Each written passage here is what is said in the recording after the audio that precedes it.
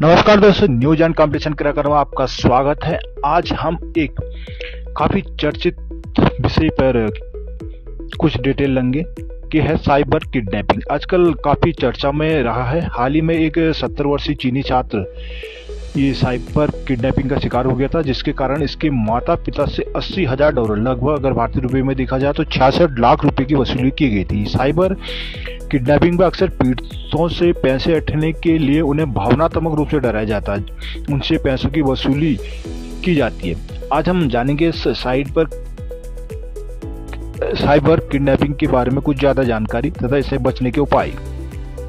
Cyber kidnapping आजकल काफ़ी चर्चा में है। हाल ही में एक टेक्नोलॉजी की दुनिया में नई तकनीकों के साथ साथ नई समस्याएं भी लोगों के सामने आ रही हैं। साइबर किडनैपिंग में अक्सर पीड़िता से पर किडनैपिंग शब्द तब चर्चा में आ गया था जब चीन में एक स्कूली छात्र काई जुआंग के लापता होने की खबर फैल गई थी। जुआंग के माता पिता ने गुरुवार 28 दिसंबर को उनके लापता होने की सूचना वहां दी थी। रिवडेल यूटा में वो बच्चा पढ़ता था और फिरौती की मांग के बारे में उनको बताया गया था। रिवडेल दक्षिणी बेवर काउंटी, यूटा, संयुक्त राज्य अमेरिका में एक शहर है जहां चीनी छात्र के साथ यह घटना हुई थी। साइबर किडनैपिंग आमतौर पर साइबर अपराध के रूप को संदर्भित करता है। इसके तहत साइबर अपराधी कंप्यूटर सिस्टम या डेटा तक अपनी पहुंच बनाते हैं और संवेदनशील जो जानकारी होती है उनको चुराते हैं। उन्हें लीक करने की धमकी के बदले पर लोगों से पैसे ऐंठने की मांग करते हैं। क्या इसे डिजिटल क्षेत्र में की जाने वाली एक प्रकार की जबरन वसूली भी कह सकते हैं या फिर एक साइबर ब्लैकमेलिंग कह सकते हैं इसको। चीनी छात्र के साथ केस भी कुछ ऐसा ही हुआ था, जहां पीड़ित उसके परिवार को ऑनलाइन संचार के माध्यम से धोखे में रखा गया था, जिसके बाद छात्र के परिवार को भरोसा हो गया कि उनका बेटा खतरे में है या उसका अपहरण कर लिया गया, जिसके बाद उसकी कोई रिहाई की फिरौती की मांग की गई थी।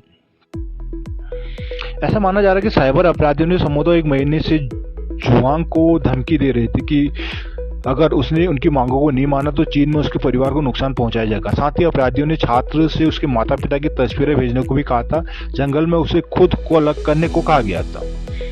पुलिस की जांच में यह साफ हो गया कि काई जुआंग ब्रिंघम शहर से लगभग 25 मील उत्तर में एक तंबू में अलग थलग था। पुलिस ने छात्र के बैंक रिकॉर्ड, खरीदारी और फोन डेटा से मिली जानकारी के आधार पर इस बात की पुष्टि की थी। रिवडेल पुलिस की रिपोर्ट के अनुसार अपनी रिहाई के बाद छात्र ने एक गर्म चीज बर्गर और अपने परिवार के साथ बातचीत का अनुरोध किया था।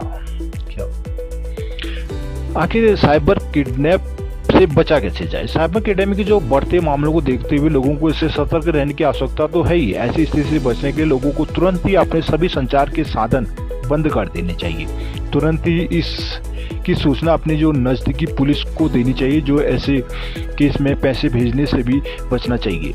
साइबर किडनैपिंग आज के डिजिटल युग में तेजी से फैल रहा एक ऑनलाइन क्राइम है। इसे बचने के लिए आप नीचे कुछ सुझाव दिए जा रहे हैं, उनमें गौर कर सकते हैं। जैसे मल्टी लेयर वेरिफिकेशन। आपको यह सुनिश्चित करने की आवश्यकता है कि आपके जो पासवर्ड है वो सामान्य ना हो। एक मल्टी लेयर वेरिफिकेशन हमेशा उपयोग करना चाहिए। दूसरा, अपने सॉफ्टवेयर को हमेशा अपडेट रखें। आप जो भी एप्लीकेशन यूज कर रहे हैं उसे हमेशा अपडेट रखें, जिससे आपके डेटा की चोरी होने की संभावना काफ़ी कम हो जाती है। साथ ही इसके डिवाइस में जो मेलवेयर सुरक्षा भी जुड़ जाती है। तीसरा है डिजिटल विज्ञापनों से दूर ही रहें। जो डिजिटल अविश्वसनीय स्रोत हो जिनको आप जानते ना हो, उस स्रोत से अगर कोई लिंक आए तो उस पर क्लिक ना करें। साथ ही ईमेल में भेजे गए पॉपअप विज्ञापन होते हैं उनको भी क्लिक नहीं करना चाहिए।